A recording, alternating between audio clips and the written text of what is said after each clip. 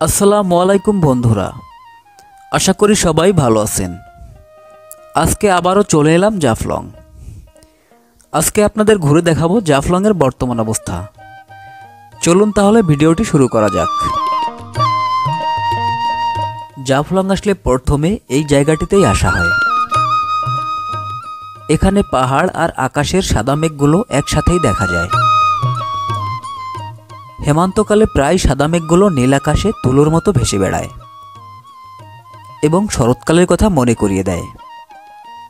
এই সময় আকাশ স্বচ্ছ থাকে, সাদা মেঘের পাশাপাশি হালকা নীল আকাশও দেখা যায়, যা প্রকৃতির সৌন্দর্যকে আরও বাড়িয়ে দেয়।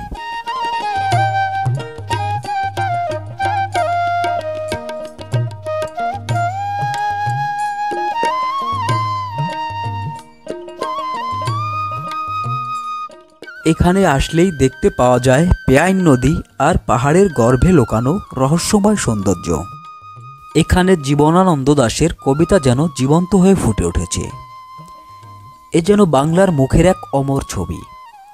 এখানে প্রকৃতি নিজেই রচনা করেছে মনোমুগ্ধকর এক মহাকাব্য। বাংলার মুখ আমি দেখিয়াছি, তাই আমি পৃথিবীর রূপ খুঁজিতে যাই না আর।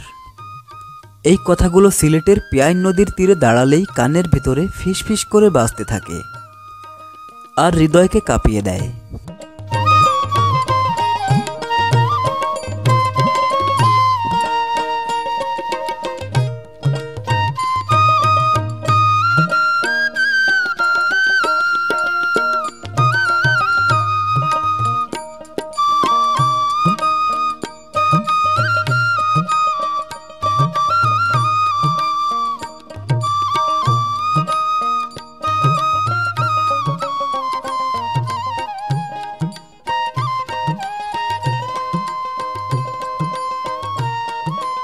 এখানে রয়েছে সাদা পাথরের গালিচা বিছানো।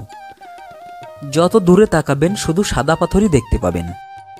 শুক্রবার হলে জাফলংয়ে প্রচুর পর্যটকের আগমন ঘটে। দূর দূরান্ত থেকে পর্যটকেরা এখানে আসেন শুধু মনকে একটু প্রফুল্ল রাখতে, একটু সময় আনন্দে অতিবাহিত করতে। এখানে এসে বসে সময় কাটানোর জন্য রয়েছে ছাতা এবং চেয়ার। পর্যটকেরা এখানে এসে বসে জাফলংয়ের সৌন্দর্য উপভোগ করেন। আজকে প্রচুর পর্যটকের আগমন দেখতে পারছি। পানি কম থাকার কারণে পানি অনেকটা ঘোলাটে মনে হচ্ছে। হাজার হাজার পর্যটক আসছে আজকে জাফলং জিরো পয়েন্টে। পেয়াইন নদী এবং ডাউকি নদী একত্রে মিলিত হয়ে আছে এই জায়গাটিতে। সামনেই রয়েছে ঝুলন্ত ব্রিজ এবং বড় পাথরটি। মূলত এই ব্রিজটি এবং পাথরটি জাফলংয়ের মূল সৌন্দর্য।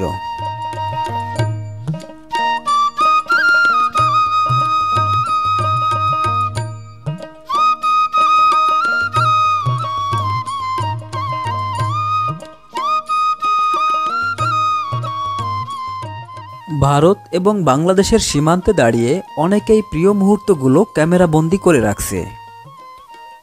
এই জায়গাটিতে আসলে দুই দেশের মানুষের সঙ্গে দেখা হয়ে যায়।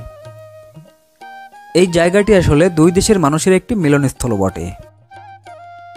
অসংখ্য পর্যটক এসেছে জাফলংয়ের অপরূপ সৌন্দর্য উপভোগ করতে। তারা পানিতে নেমে আনন্দ উল্লাস করতেছে, আবার অনেকেই প্রিয় মুহূর্তগুলো ক্যামেরায় বন্দি করে রাখতেছে।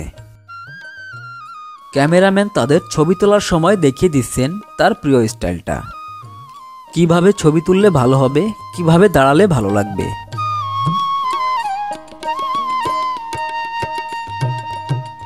এদিকে আসলে দেখতে পাবেন এক অন্যরকম সৌন্দর্য।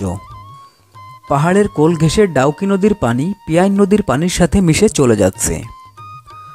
প্রবল স্রোতে নৌকাগুলো টেনে নিয়ে যাচ্ছে, আবার পর্যটকেরা টিউবে করে ভেসে বেড়াচ্ছে স্রোতের সাথে। পাহাড়ের বাঁকে বাঁকে লুকিয়ে থাকে এই সুবিশাল পাহাড়ের ছায়া, আর পেয়াইন নদীর নীল জলে প্রতিফলিত হয় আকাশের অসীমতা। এই সৌন্দর্য ভাষায় বর্ণনা করা যাবে না, যেখানে প্রকৃতি নিজেই এঁকেছে এক জাদুকরী ক্যানভাস। সিলেট মানেই শুধুই জাফলং নয়, এখানেই লুকিয়ে আছে বাংলার রূপের সন্ধান। শীতের আগমনী বার্তা দিচ্ছে। এখন সিলেট আসলে তেমন পানি দেখতে পাবেন না। পিয়াইন নদীর পানি শুকিয়ে মরুভূমির মতো হয়ে গেছে। কিছু কিছু জায়গায় গভীরতা বেশি, সেই জায়গাগুলো দিয়েই নৌকা চলাচল করে। নদীর ঘাটে আসলে দেখতে পাবেন অসংখ্য নৌকা সারিবদ্ধভাবে বাঁধা রয়েছে। আপনি চাইলে এই নৌকায় করে পার হয়ে মায়াবী ঝর্ণা, খাসিয়াপুঞ্জি এবং চা বাগানে ঘুরতে যেতে পারেন।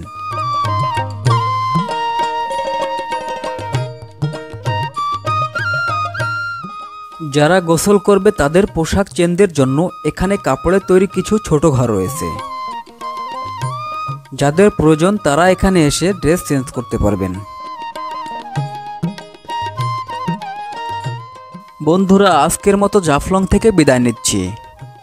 আপনাদের সামনে আবারও হাজির হব অন্য কোনো নতুন স্থানের ভিডিও নিয়ে।